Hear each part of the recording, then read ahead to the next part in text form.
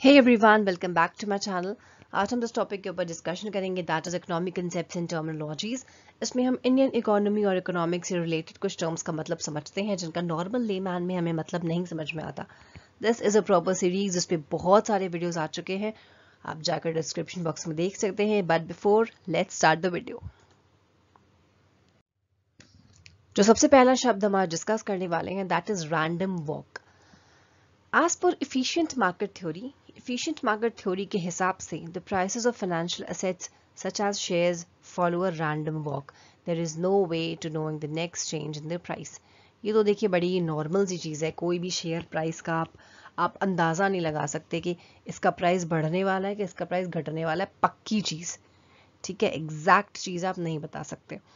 अब जैसे कि सपोज एक बार मुझे याद है कोई शेयर था, उसका दाम बिल्कुल गिर गया था, अगले ही दिन उसका दाम बिल्कुल डबल हो गया। तो ये कैसे हुआ, कैसे होता है, ये हमें नहीं पता। That is something very very unpredictable, और इसे हम रैंडम वॉक कहते हैं एक थ्योरी के हिसाब से या इकोनॉमिक्स में। ठीक है, आप ये बोल सकते हैं that shares have a very random walk. इससे लोगों को लगेगा कि रैंडम वॉक ये क्या होता है। तो रैंडम वॉक का मतलब ये होता है कि कोई ऐसी प्राइसेस, फिनेंशियल एसेट्स के ऐसे प्राइसेस जो कि हम जिनका पता नहीं लगा सकते कि इनमें नेक्स्ट अब क्या चेंज होने वाला है, क्या ये बढ़ेंगे कि क्या ये घट जाएंगे। शेयर्स, डिबेंचर्स, बॉन्ड्स, किसी भी तरह का फाइनेंशियल एसेट जो कि कैपिटल मार्केट में है, उसे हम क्या कहेंगे, उसे हम कहेंगे random walk. Then comes red lining, the act of not lending to people in a certain poor or troubled neighborhoods shown on a map with a red line. Even if their creditworthiness has been judged on the basis of other criteria, they are not considered as borrowers by the bank simply because they live in that area. इस point का मतलब ये red lining, देखिए वो वाले लोग, अगर कोई एरिया है, सपोज ये एक एरिया है, यहाँ पर बहुत सारे गरीब लोग रहते हैं और ये आइडेंटिफाइड एरिया, ये गरीब लोग रहते हैं, मैप में रेड लाइन बनी हुई है सपोज।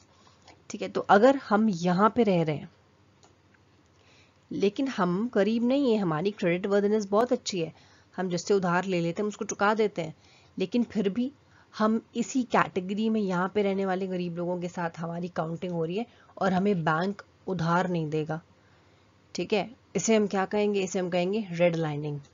और कोई दिक्कत नहीं है, we are having a nice creditworthiness, हमारे पास सब कुछ है और हम बोरो करने गए, लेकिन बैंक ने इस बेसिस पे हमें लोन नहीं दिया कि तुम उस एरिया में रहते हो। ठीक है, तो ऐसी चीज़ों को हम कहते हैं रेड लाइनिंग। ऐसी चीज़ों को हम क्या कहते हैं, ऐसे हम कहते हैं रेड लाइनिंग, कि आप किसी को सिर्फ उसके नेबर्स की वजह से जज कर रहे हो कि आपका नेबर ऐसा है तो आप भी ऐसे होंगे, आप वहाँ पर रहते हो तो आप भी ऐसे होंगे।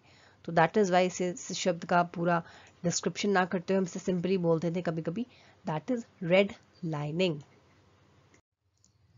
Then comes rent seeking, spending time and money not on the production of real goods and services but rather on trying to get government to change the rules so as to make one's business more profitable. देखिए, rent seeking शब्द का मतलब ये है कि आप time, पैसा, effort खर्च नहीं कर रहे हो। आप ये नहीं सोच रहे हो कि भाई मैं मेहनत करके गुड्स को क्रिएट करूं, आप ये सोच रहे हो कि गवर्नमेंट को कैसे फोर्स किया जाए कि वो हमारे हिसाब के रूल्स बनाए, हमारे को प्रॉफिटेबल जो लगे वैसे रूल्स बनाए। You are not working on your part, लेकिन आप ये चाहते हैं कि गवर्नमेंट हमारे लिए ये करे, गवर्नमेंट हमारे लिए वो करे। इसे हम कहते हैं rent seeking. It is like cutting a bigger slice of cake rather than making the cake bigger. आप ये सोचते हैं कि हम कैसे ज्यादा फायदा ले लें, कैसे हम ज्यादा फायदा ले लें और अपने में कोई भी चेंज ना करें। ये एक फ्रेज है, इसकी कहावत है सिर्फ, कि it's like cutting a bigger slice. आप खुद चाहते हो कि मुझे बड़ा पीस ऑफ केक मिले, लेकिन आप ये नहीं सोचते हो कि केक ही क्यों ना बड़ा बना लिया जाए। ठीक है, it's just a phrase. It was coined by economist Jordan Tullock, इन्होंने ये शब्द रेंट सीकिंग कॉइन किया था।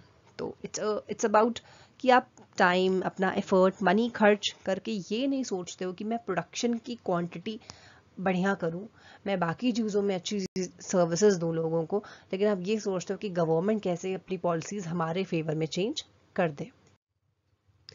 Then comes replacement cost, the cost of replacing an asset such as machinery. Opposite to historic, replacement cost is just the effect of inflation.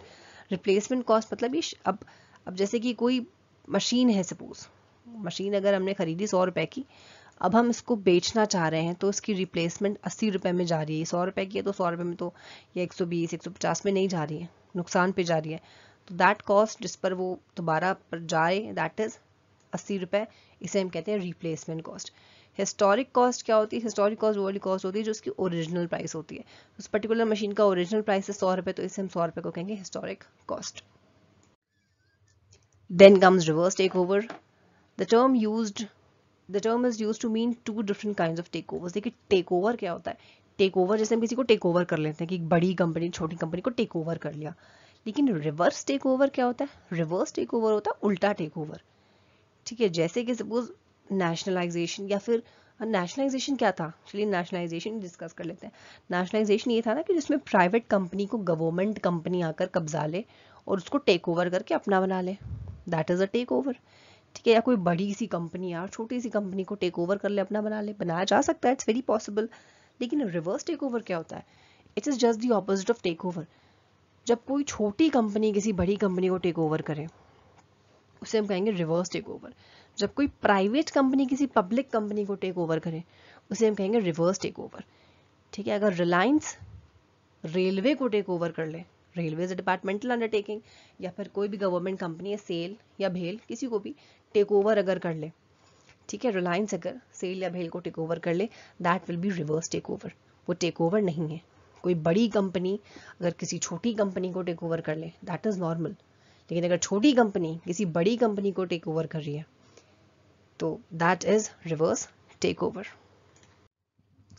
Okay, so this is it for today. I hope आपको सारे concepts of economics समझ में आ गए होंगे। In case of any doubt, please use the comment box. You can give your valuable suggestions to me also by the means of comment box.